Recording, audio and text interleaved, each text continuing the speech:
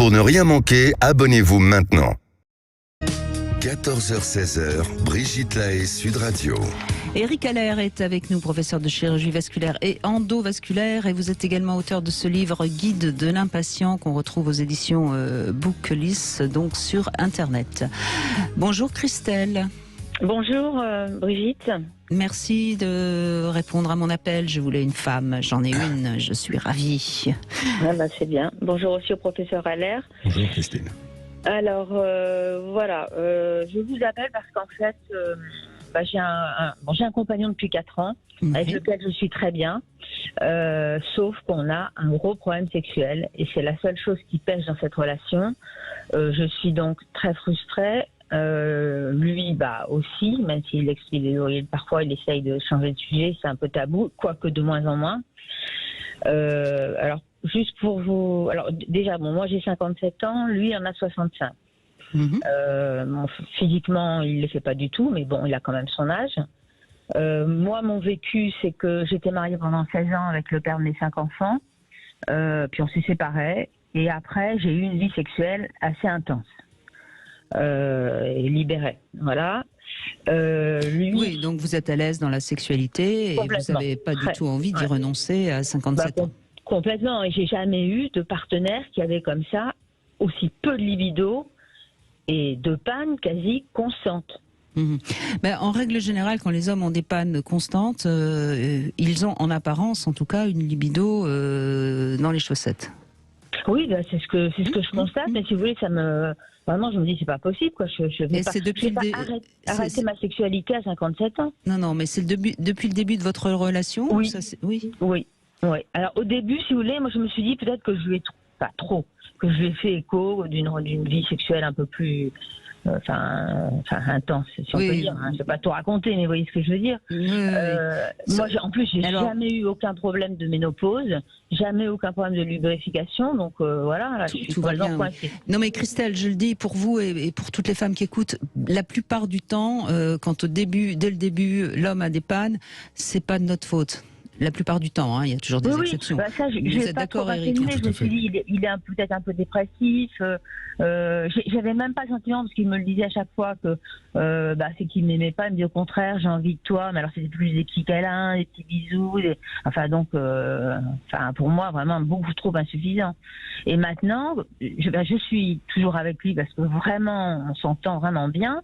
Mais cette histoire-là me chagrine et je me pose beaucoup de questions.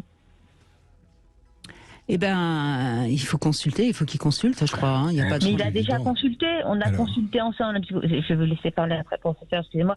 Juste pour, on a consulté un soi-disant sexologue. Bon, ça n'a pas été terrible comme consulte.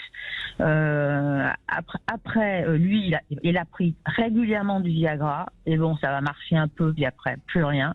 Voilà. Est-ce qu'à l'issue des consultations, il y avait des ordonnances avec des examens à faire ? Bien sûr. Alors, non, pas d'examen par contre. Ah ben voilà. Oui, parce que, vous voyez, Christelle, le problème de certains sexothérapeutes, qui ne sont d'ailleurs souvent pas médecins, ils mettent tout sur le fait de la psychologie. Donc, il a dû partir sur le fait que la rencontre, un peu de stress, etc., etc. Je crois que la première chose à faire, surtout avec des hommes de plus de 55 ans, on va dire, pour ratisser large, la première chose à faire, c'est un examen médical de l'animal qui s'appelle le pénis. Oui, absolument, et de l'homme qui a autour aussi, Brigitte. Oui, mais de l'homme qui a autour, ça a déjà été fait. Il ne remue plus sa queue, donc il faut observer l'animal. Un bon sexologue, et il y en a d'excellents, c'est un ou une qui se demande d'abord est-ce qu'il y a une cause organique, une maladie qui provoque le symptôme. Et le sexologue, quand il fait ça, ou quand elle fait ça, n'arrête pas son métier, au contraire, elle le commence. Parce que guérir l'insuffisance hormonale, qui est très suggérée dans le profil que vous dites. Un manque de testostérone. Par exemple. Guérir une hypertension artérielle qui est pas connue, pas soignée, un diabète latent, etc., etc. Pour le sexologue, c'est retrouver son patient et commencer à travailler efficacement. Et de fait, la sexologie, comme la psychologie, peuvent être, ou sont même souvent extrêmement utiles mais seulement une fois qu'on a remis en place les fondamentaux du fonctionnement du corps. D'accord.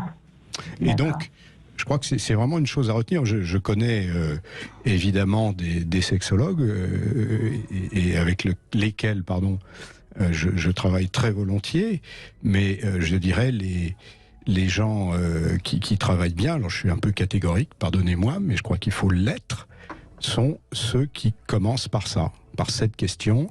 Et c'est évident. Surtout avec un homme de cet âge-là. Il faut commencer par un dosage hormonal complet. Il faut faire l'analyse dont on a parlé. Je reviens là-dessus. Comment ça se passe le matin au réveil, comment ça se passe tout seul. Il faut très vraisemblablement faire une échographie Doppler du pénis. S'il y a un diabète ou un mal de dos, une sciatique, etc., il faut faire un électromyogramme du pénis. Sinon, on peut toujours parler, on peut toujours faire plein de choses, mais ça ne sert pas à grand-chose. Hein. Très bien. Donc, c'est important parce que on entend la détresse de votre couple et on se dit, quand même, ça serait dommage. Votre couple, il ne tiendra pas. Oui, c'est dommage. Qu'est-ce qui va se passer? C'est que vous allez à un moment donné peut-être prendre un amant, vous lasser, parce que il y a rien de plus fatigant. Enfin, de fatigant, c'est pas le terme, mais de plus désagréable lorsqu'on a envie d'une érection, on a envie d'un rapport sexuel, et puis on essaye, on fait une fellation, ça marche pas. Enfin, il y a un moment, puis après, on n'a plus envie du tout. Mais quoi. Absolument, et c'est normal, c'est normal.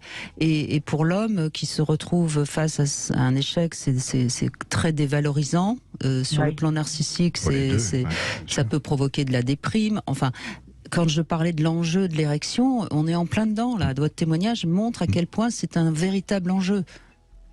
Et la sexualité, ça doit être un jeu, ça doit pas être un enjeu. Clairement.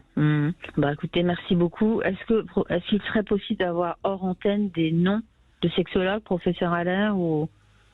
hors antenne, oui, parce que bien sûr. Ils n'ont pas de publicité.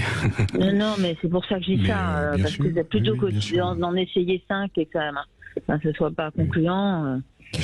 Oui, mais absolument. Et ça montre bien, Éric Allaire, qu'il est plus qu'essentiel d'avancer. Et d'ailleurs, c'est pour ça que vous avez accepté d'être membre d'honneur de cette association Santé Sexuelle.